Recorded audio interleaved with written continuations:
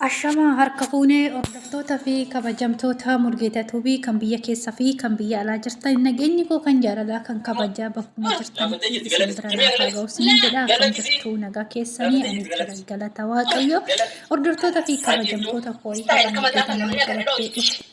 Mulgeetaa maal qabattee dhufte hoo jettanii akkuma agartan jechuudha.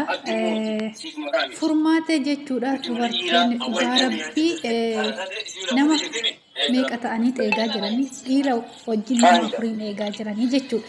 Dhugaa rabbi gootummaa ishii jechuudha asirratti odoo dhugaa odoo laaffisuu waatanii odoo qaxalaan laaffisuu waatanii furmaata dhiira caaltu jechuudha. Maaliif dubartoota kana lama kurtii lama ishii goote jechuudha dhugaa dubbachuudhaaf baay'ee natti tolte rabbi odoo maaliif odoo laaffisuu waatanii ulee akkasitti miidhuu waatanii furmaata harka isaanii lama walitti qabdee biraa baate dhiira deeffatee dhiira lamaan deessee dubartoota lamaan tana deebisee jechuudha. Dhugaa rabbi booskidhaan dhukkee isaan irraa kaaste dhugaa furmaata jechuun nama addaati giddii ishee gadi qabe meelaala asatti natti tanfaa wakkatti hin dhaabattanii takkattiidhaan jechuudha. Dhugaa rabbi asitti baay'ee natti tolte jechuudha. Garuu moo giddiin gadi qabdee jechuudha. Nama afur ta'anii jechuudha dhiira lamaa fi dubartii lama ta'anii jechuudha. Irra taa'an malee oduu dubartoota lamaan taate furmaatiin harka isaanii duubatti walitti hiitee isaan lamaan jechuudha biraa baate jechuudha. Garuu moo maal gootere harka diinaa harka jirtu waan ta'eef harka diinaa harkan jiratte harkan kennanne haguma saniinuu jechuudha. Dhugaa dhiitichaan rukuttaadhaan jechuudha booskidhaan dhukkee isaan irraa kaaste jechuudha.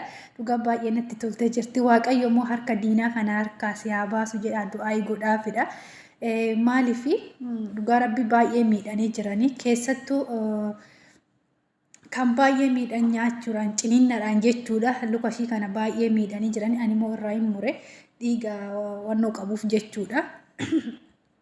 Innaa waan baay'ee nama gaddisiisu jechuudha waan isaan irratti hojjechaa jiranii attaa nafa ishii madadee qayyaranii jiran jechuudha. Ciniinnaadhaan dubartoonni kun lamaanii meel asitti waan ishiin hojjechuu jirtu laala dhugaa rabbi dhiitichumaan dhukkee isaan irraa kaasaa jirti jechuudha.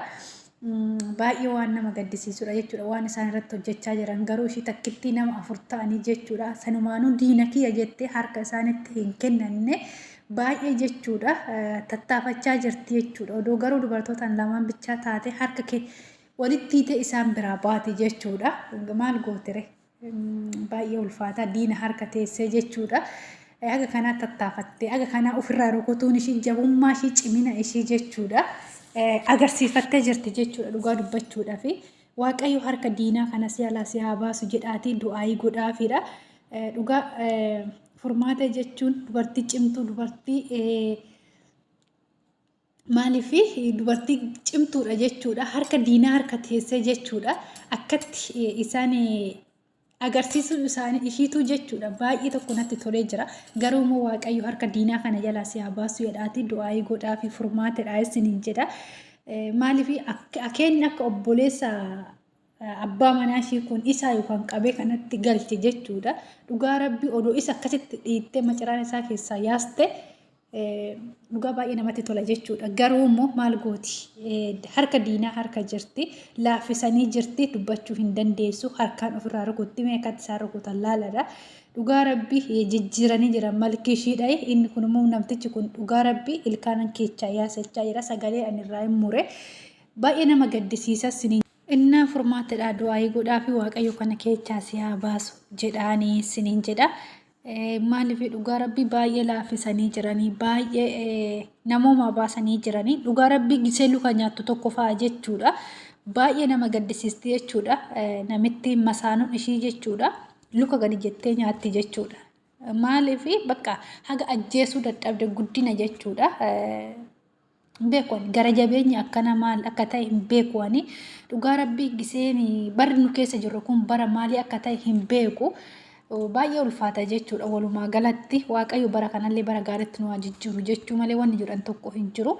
Maaliif bakka wannumti barumsa irraa argatan tokko hin jira jedhee yaadu ani miidiyaa kana gubbaarratti bakka waan nama gaddisiisu waan adda addaatu miidiyaa kana gubbaarratti as ba'aa jira. Innaa kana siniin jedha turtii gaarii aga viidiyoo biraatti walitti